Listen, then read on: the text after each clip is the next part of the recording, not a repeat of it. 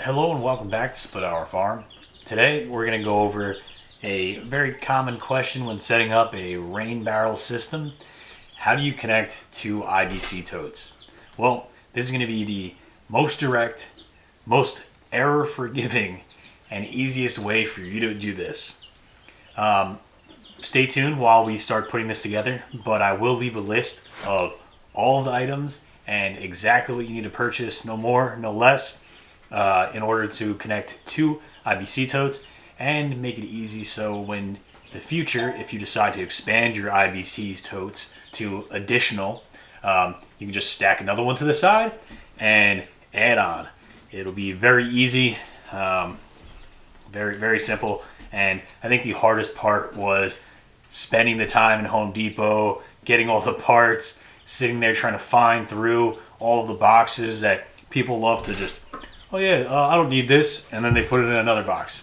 So I'll save you that time and allow you to skip past the frustration by simply giving the list that you can just order everything online. Anyway, check that out below, but for now, I'm just going to start putting this together without making a mess, hopefully. What you're going to need for this, I'll list down below, but it's essentially a bunch of couplings and fittings, as well as your brass pieces for your garden hose attachments. I'm going to add a little extra piece so that I can control the outgoing spout. It's water. So with this design, you'll have two IBC totes side by side. You'll have the control for the discharge port on both IBCs still able to be used, but then we're adding in an additional output valve. So this is going to be able to make it so I can turn off or turn on a specific tote to empty them out. I will also be leaving room for the end, which is going to have this little cap, and this cap is just going to make it so that I can also add on later in the future an additional hose to the other port. I could add an additional IBC, or I could simply unplug it and let the water drain out, because I do expect that I will need to, in the future, move these IBC totes when we start working on the barn itself, because hopefully in the future we can make some changes there and possibly rebuild. First, we're going to take good old purple primer to take it, do a few rounds, 3 times around one side, place that to the side, grab my other connector that I'm going to be connecting it to, do the same thing.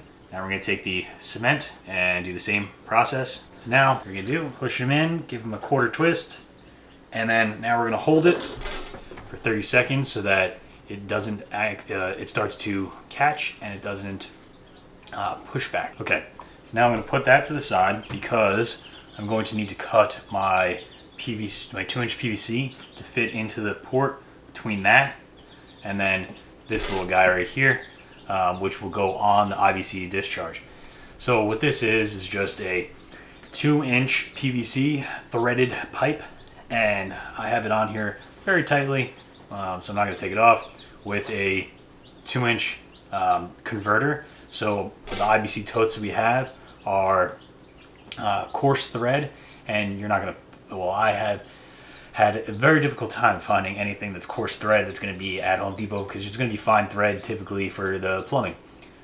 So there's a coarse thread converter, and it'll convert the coarse thread over to the fine thread so that you can then put it into your T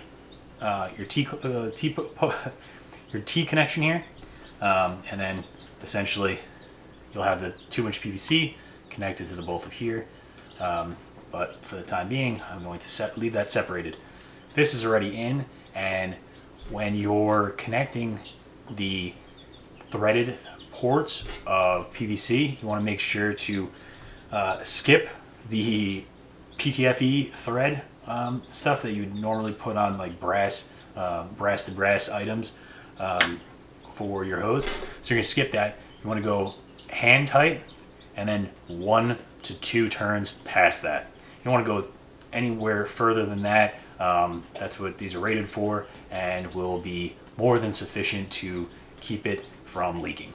So this one and this one are already done. So then next comes our rubber connector here. So You see inside here, there's a wall right here. And what that's gonna do is I'm gonna put this on, I'm gonna build the two PVC valves, for lack of a better word, separately. And then we could put them in place this way later on. All I have to do is take off this center connector, and I will then be able to pick up and move my IBC totes independently without having to deal with taking the PVC parts apart or chopping them off. Because once you've done all the work of doing this, why would you want to do it again? Not for me. I'm going to do it once and I'm going to be done. So hopefully you follow along and do the same. So now we have our coupling to connect that PVC portion to the additional output threaded portion. So essentially you'll have this 2-inch PVC in between and allow me to connect into the discharge assembly. So this discharge assembly over here is essentially its own. So we have 3 pieces, and it'll be very clear once I have my measurements cut for my 2-inch, which I'll also leave below in just a second. Stay tuned. So for the time being, we'll just hand tighten those together and put to the side so that I can measure my PVC. Lastly, we have our actual discharge assembly. This is going to be a downsize from a 2-inch to a 1.5. What is this? A 2-inch down to a 1.5-inch piping, which has a 3/4-inch internal thread, so that we can then connect our brass threading and get a hose on this, because after all, we're collecting the rainwater to be used most likely through some kind of irrigation system. Ours currently will be a hose for the first iteration, and then we're going to move it to a more complex scenario where we will get a timed drip system applied. But that's another video and a little further down the road.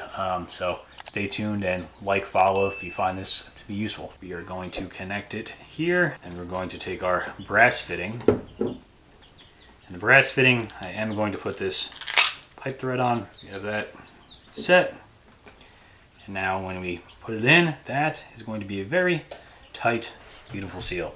And the purpose of this is simply to move from the 2-inch pipe down to the 3/4-inch spout, which we're going to use for our hose connection.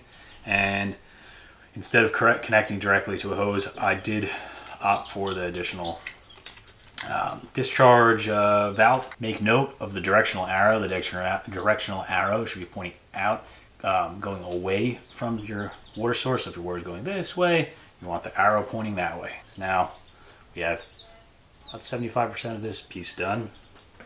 Lastly, for the sake of connecting the hose and making sure that it's a tight, clean connection, we have a 3/4-inch hose adapter, which we're going to put in here.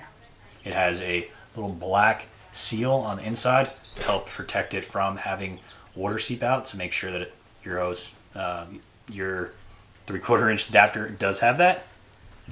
So again, we'll wrap it. We're going to make our measurements. Remember, this is going to want to be past the end of your IBC tote, so it's easy to turn on and off and connect your hose. So let me go grab those measurements. We'll be right back. All right, so we did our measurements, at least round one. Always measure more than once so that you don't have to repeat or buy additional goods. So we already had the discharge setup going. So what we're going to do is now add the additional length that we wanted for the IBC, and for ours it's going to be 20 inches is what I want from our T connection to the 2-inch PVC to the out discharge device. And what that's going to do is leave a little bit of space past the IBC tote, which this will hang out from, so it just makes it easy to get to. But also the PVC itself is not going to protrude too far out, so it's not going to intervene with like mowing the lawn or something. It'll be very unnoticeable. Honestly, I think you probably won't see it at all. So that should be good. So let's put these pieces together.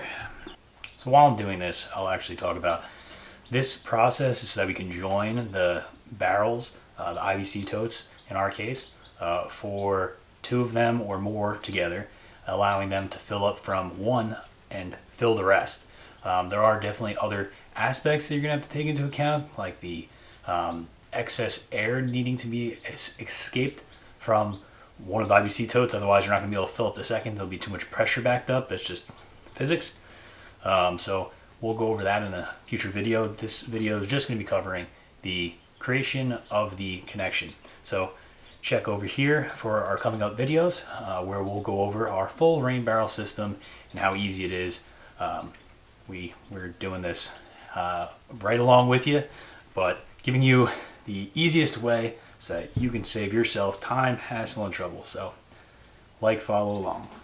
All right, so I'm back. I have the right stuff now, and we're gonna start putting things together and check the fittings.